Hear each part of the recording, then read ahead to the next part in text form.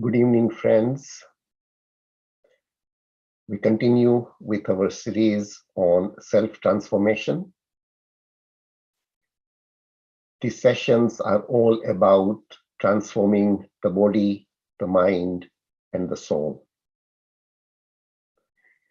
They are about increasing wellness naturally, making small but sustainable changes to our lifestyle, treating the root cause of diseases through lifestyle changes rather than treating diseases with medication one by one as they come. Peace, happiness, and longevity may be one of the benefits of these lifestyle changes. In each of these sessions, we will cover the following: a health and well-being tip, scientific benefits of meditation, a 10-minute meditation session, and a wisdom sharing session. This will be followed by a Q&A session if there are any questions. So friends, today we start with the first part about an introduction to longevity. I will share my screen now.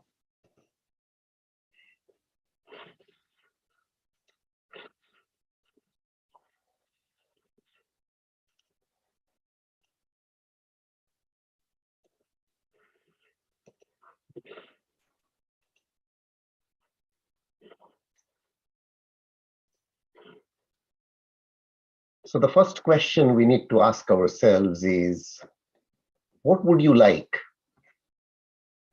A longer lifespan, a healthier lifespan, or a longer and healthier lifespan?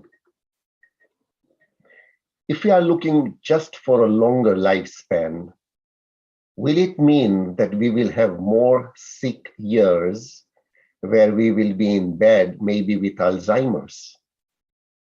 Nobody wants that. However, the reality is that as we get older, the risk of horrible diseases, things like diabetes, cancer, arthritis, all those sort of things increase exponentially. The point of slowing aging and extending the human lifespan is to extend the healthy lifespan. Can we slow aging in humans? Can we extend the lifespan as well as the health span? It's sometimes tempting to think that with enough omega-3s, kale and blueberries, we could eat our way there. We will look at various things over the next 5-6 months, that it isn't just about food. We need to look at the world's healthiest people and what the current anti-aging science tells us. And it does tell us it's not just food. Just the usual disclaimer. This presentation is not intended to provide medical advice. It is intended for informational purposes. I'm not from the medical field, but my research is based on scientists and medical professionals. If you decide to make changes, please do so with consultation with your GP. Now let's look at age and multi-morbidity. The first chart shows us how many disorders people have at various ages. And as we start looking at the chart, as people age, the number of disorders generally increase. If you think deeply about it, does it mean that aging is actually a disease? This is the question which scientists are trying to answer.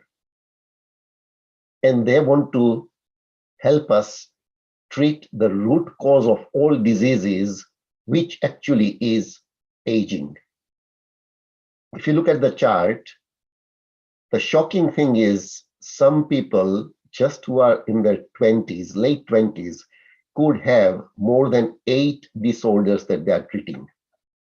As we age, 60s and 70s, more and more people have multiple disorders. So if we look at the number of pills that people are taking, people from their 20s actually start taking a pill or two every day. And as people age into the 60s, people are taking up to 8 to 10 pills every day. And over 90, most people are taking 6, 8, 10 pills every day. Somebody could be taking up to 15 pills a day. That is more than 450 pills every month, which is more than 5,000 pills per year. And that is a lot of side effects. So what is happening in the world today in terms of diseases? We have reached the point globally where we are now sicker than in any other time in history. We are dealing with a tsunami of lifestyle-related chronic health conditions, from diabetes, dementia, to coronary heart disease, and even some cancers. Currently, the answer is often found in the prescription pad. We are spending more money on healthcare than ever before. Something clearly is not working. So if we look at the health model which the world is actually following, which I call health model 1, prescribing a pill for every ill. Here we are giving away our health to the doctor. The doctor is the architect of our health. In England alone, there are 1 billion prescriptions dispensed each year, which costs us 8.5 billion pounds. There are pills for everything, including a pill for shopping addiction. Behind the scenes, Big Pharma is funneling an illness-based model of healthcare because it serves their interests. However, we are dealing with a calamitous and catastrophic consequence of the pill for every ill. An estimated 237 million medication errors occur in the NHS every year. Researchers say avoidable adverse drug reactions could be a contributory factor to between 1,700 and 22,000 deaths per year. This is not the only way our bodies are being affected. Our bodies are constantly producing chemical reactions to everything that we think, we feel, and we do. And just like other forms of medication, our thoughts and our actions have the ability not only to heal and enhance our life, but also the ability to make us extremely ill. If you spend time around a growing child, you see how powerful these chemicals are. We call these chemicals hormones. But these are the same hormones that are cascading from our bodies throughout our entire lives. The word hormone literally means to set into motion. That's exactly what these chemicals do. They set into motion the various systems within the body. It's easy to see how our choices in life matter. But quite often it is harder to see how our choices equate to result in good or bad health. The second health model is lifestyle is medicine. And here you are the architect of your health. Just think about what happens in the body in just 60 seconds. The body will perform millions of complex functions automatically and flawlessly. You will take about 15 breaths. Your heart will beat 70 times. Your tear ducts will moisten your eyes 25 times. 6 million chemical reactions will occur in your brain. Your bone marrow will produce 180 million blood cells and destroy the same amount. You will shed 10,000 particles of skin and 300 million cells will die.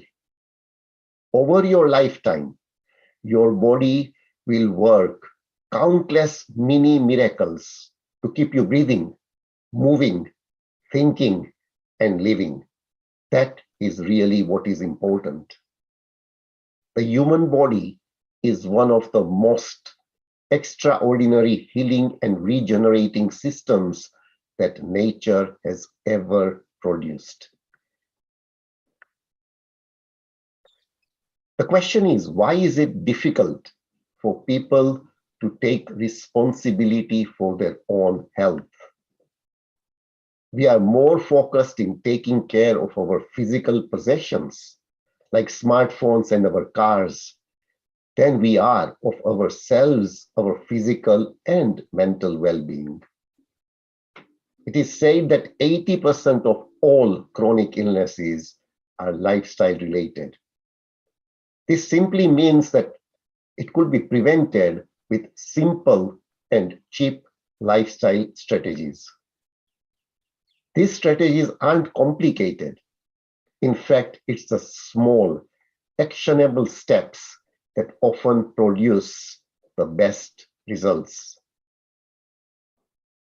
Let us very quickly look at the longest lived people on the planet. So if we look at the blue zones, in Loma Linda in California, they live 10 years more than their counterparts in the rest of US. In Nicoya, Costa Rica, they have the highest number of centenarians and in good health. In Sardinia, Italy, they have 10 times more centenarians than anywhere else in the world. In Ikaria, Greece, at least 1 in 3 will make it to their 90s.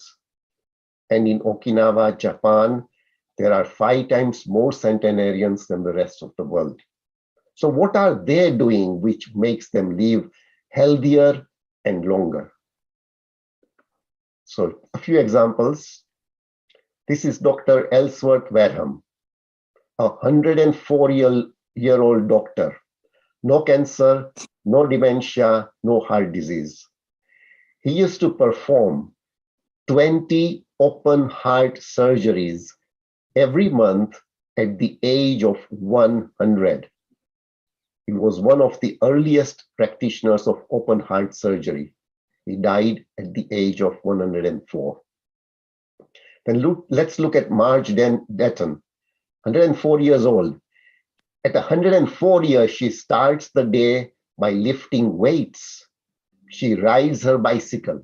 She volunteers for 7 different organizations. So the important thing to understand is genes impact our lives, but it is only 20%. 80% is epigenetic. Each cell has a set number of genes. In every one of our cells, there are the same number of genes, but they aren't all switched on at the same time.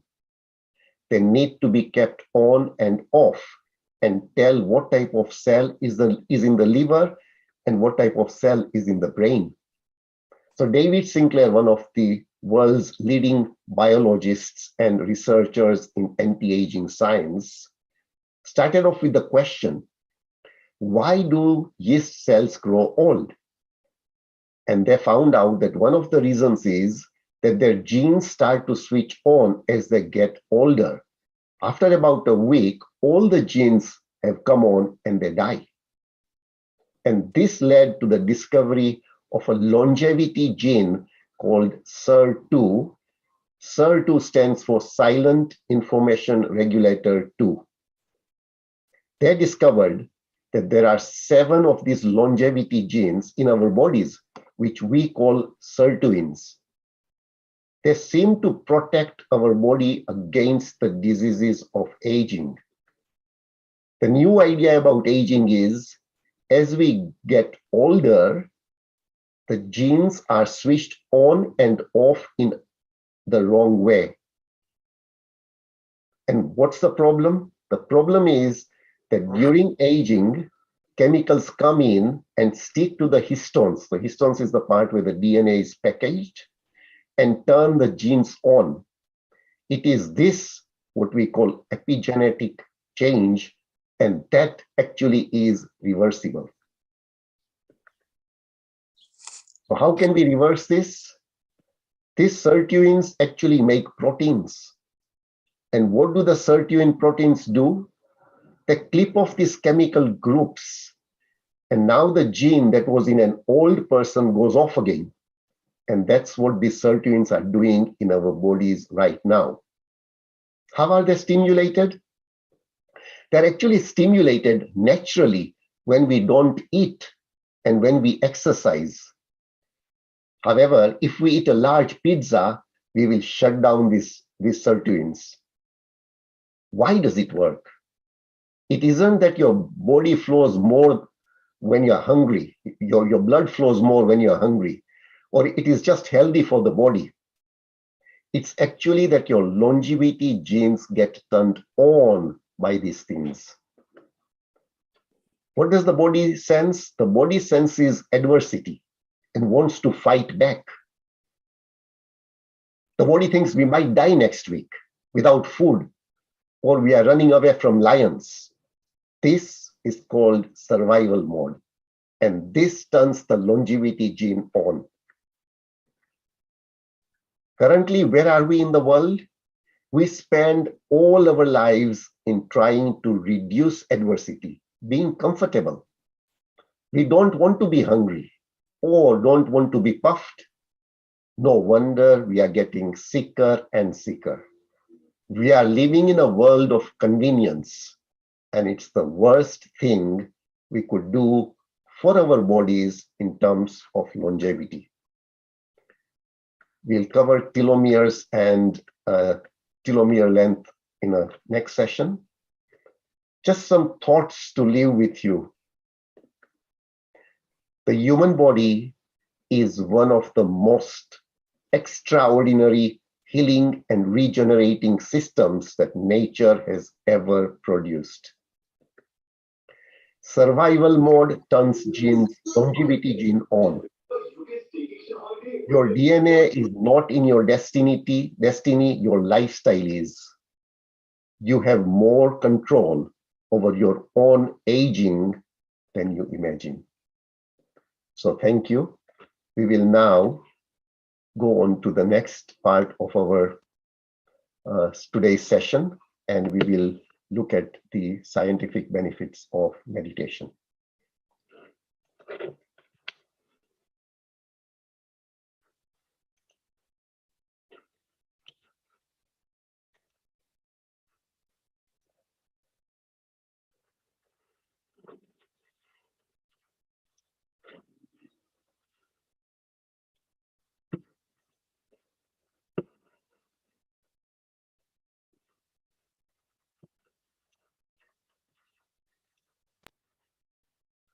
So today, the scientific benefit that we are going to look at is practicing meditation positively affects the brain's network.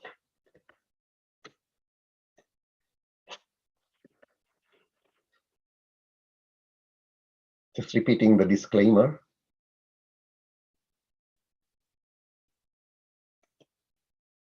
Now whilst we are listening, let's break our current breathing pattern. Just take a few deep breaths.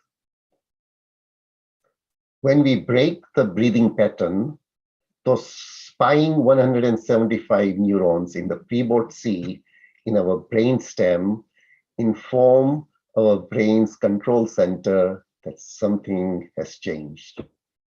Our brain becomes alert to the new situation. This breaks the flow, and we are ready either to react or to respond to the new situation.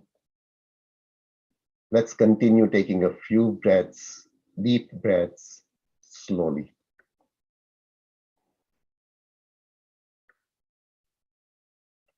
So we are now going to look at what actually happens in the brain when we meditate. Please focus on the central ring, central circle. So when we meditate, we focus on an object.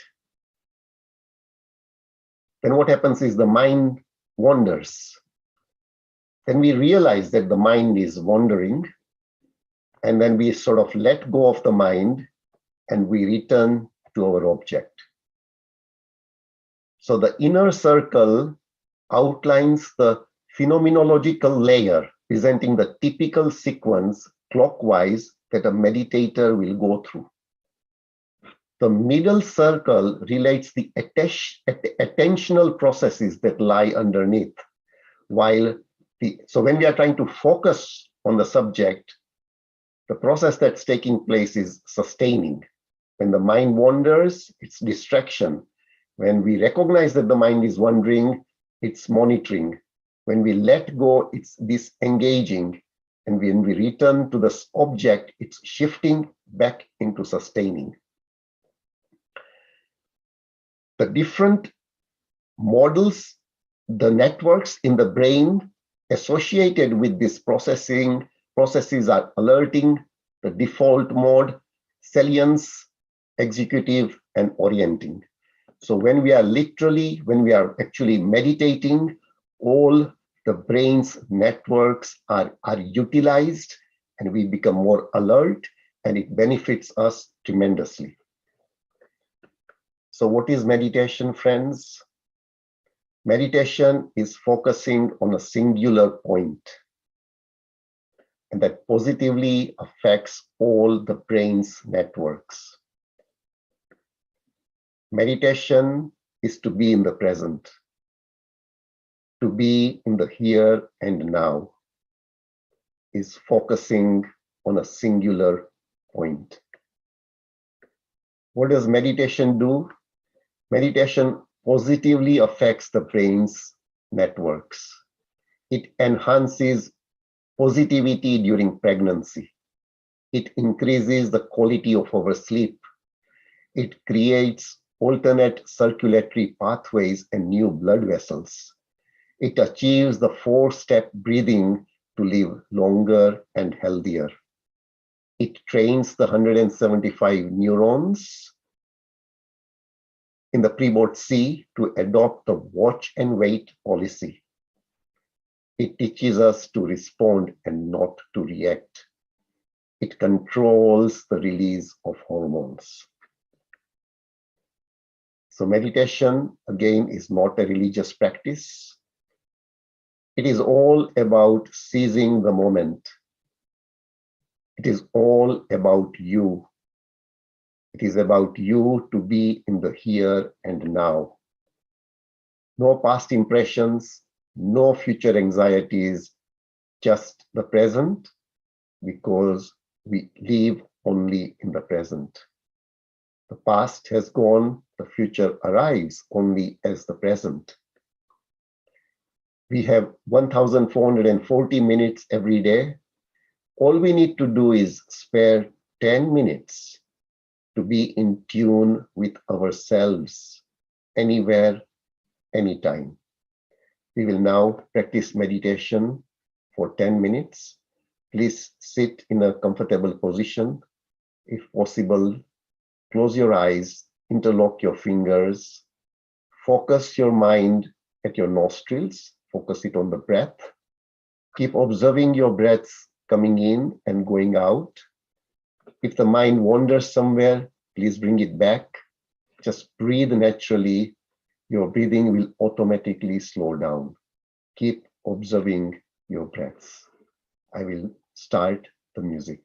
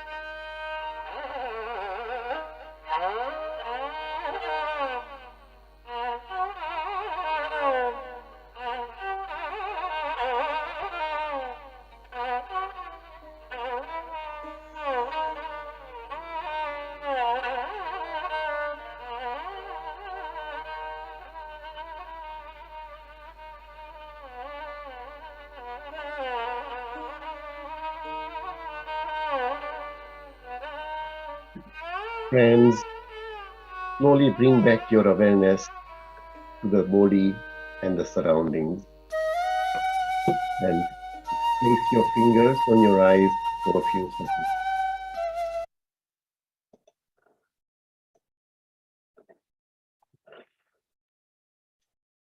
We will now start the wisdom sharing session. And Vijay, would you start the session? Thank you. Thank you, Dinesh.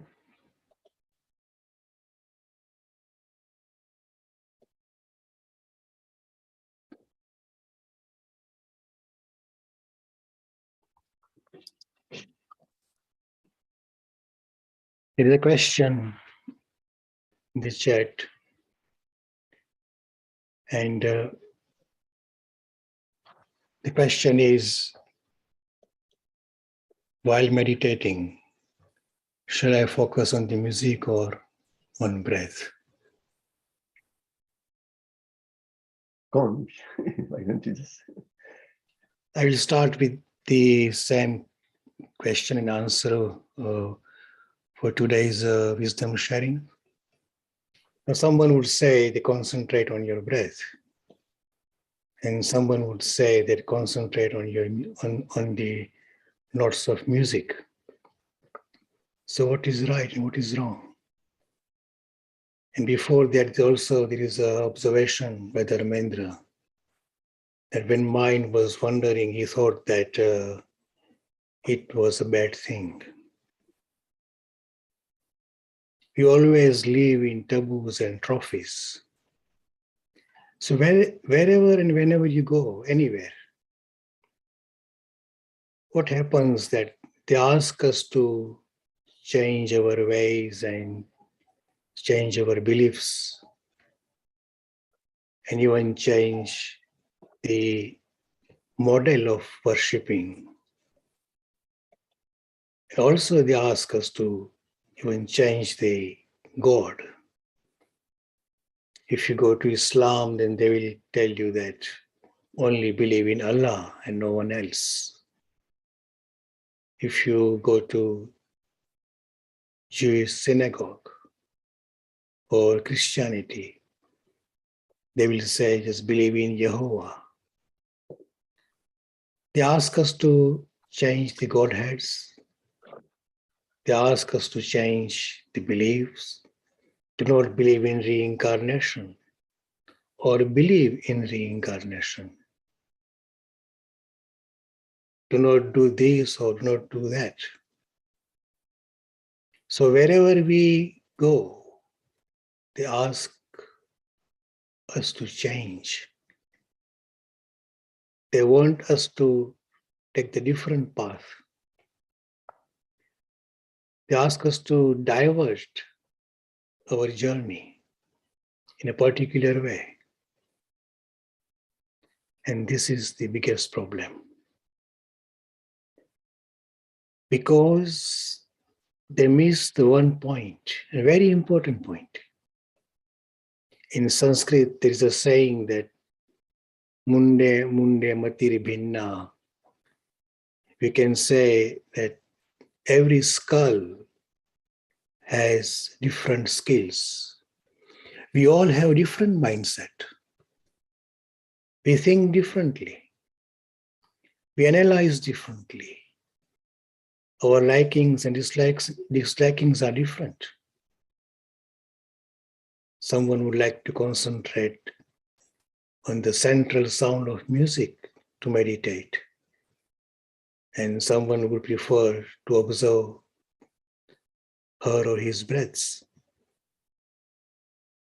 When we forget one thing, that every mind has different mindset. And that's why people try to divert us in their way, into their philosophy, into their principles, into their rituals. You know, we always say it's religion. It is religion, but the definition is different. Religion The word religion comes from Latin, and the root is ligare. Ligare means to join. We have this word ligament in our body. So ligament is joining all our body tissues. So religare, that means that to rejoin. But we miss one point. To rejoin the like-minded people, and that is called religion. Spirituality does not connect, does not join or rejoin anybody, because spirituality is an individual journey. There are no footprints in spirituality. So when we actually hear that we have to divert our beliefs, our methods, our rituals, our principles in a particular way, we have to mold all of them in a particular frame, then we will become confined. We are imprisoned. And when we become confined, we lose our original virtue of limitlessness. Instead of diverting ourselves to any particular path or from one path to other, jumping from here to there, the idea, the technique is to convert ourselves, to convert all our activities, to convert all our time, every moment. And how do we do that? We do not have to do anything else other than whatever we are doing. If we are walking, then we do not need to run. If you are worshipping a particular Godhead, then you do not need to actually shun that Godhead. For example, if you are meditating, focusing on just black spot on the wall, and someone says, don't focus at that black spot, instead focus on an idol. We don't need to do that. The only thing we need to do is to be in that particular moment. Whatever we are doing, if you are eating, just be there on that dinner table. Attention on that plate and attention or focus on that food that we are eating. If you are dancing, in some religion they say dancing is not good, is anti-God. You should not be entertaining yourselves. But if you are dancing, then be that dance. Focus thoroughly, 100% in that dancing. If you are listening, many people listen to these discourses of scriptures. The moment they listen, they start analyzing. Do not analyze. Just be there. Whatever is spoken, concentrate your mind on those words and do not analyze. If you start analyzing, then mind goes somewhere else in the future or in the past. The mind is not there in the present. To be in the present, to live in the moment is the key, and that is called conversion.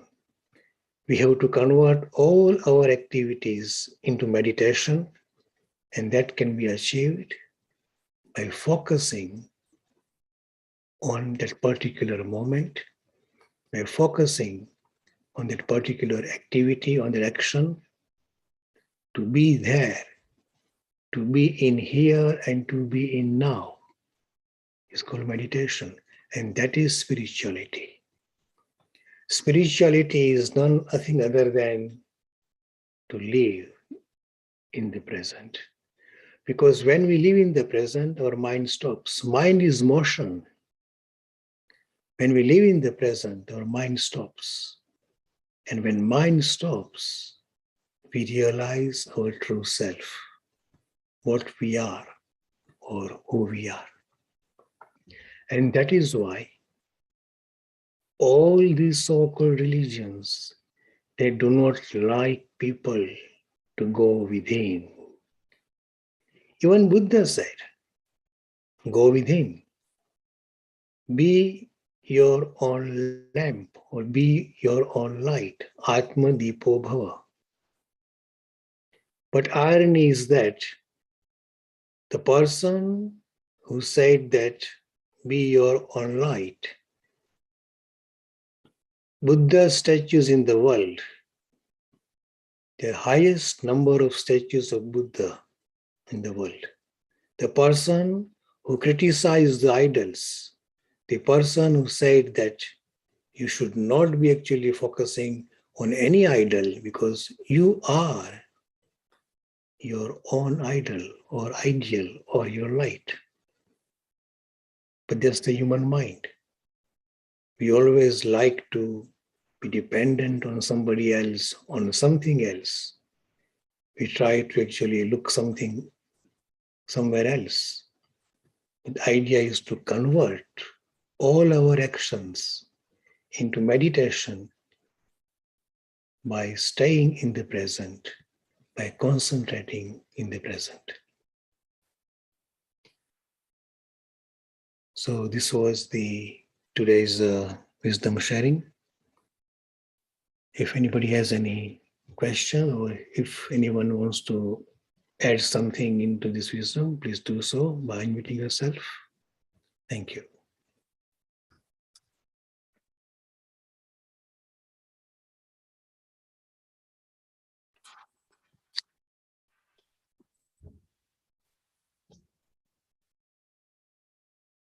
You become mute, Vijay. Sorry. Yeah. Oh, okay. So, friends, thank you very much for attending today's session. We will meet again next week with another, session with deep insights into health, into meditation, and a wisdom sharing session. So see you next week at 6 o'clock. Thank you very much. Thank you very much. Namaste, everybody.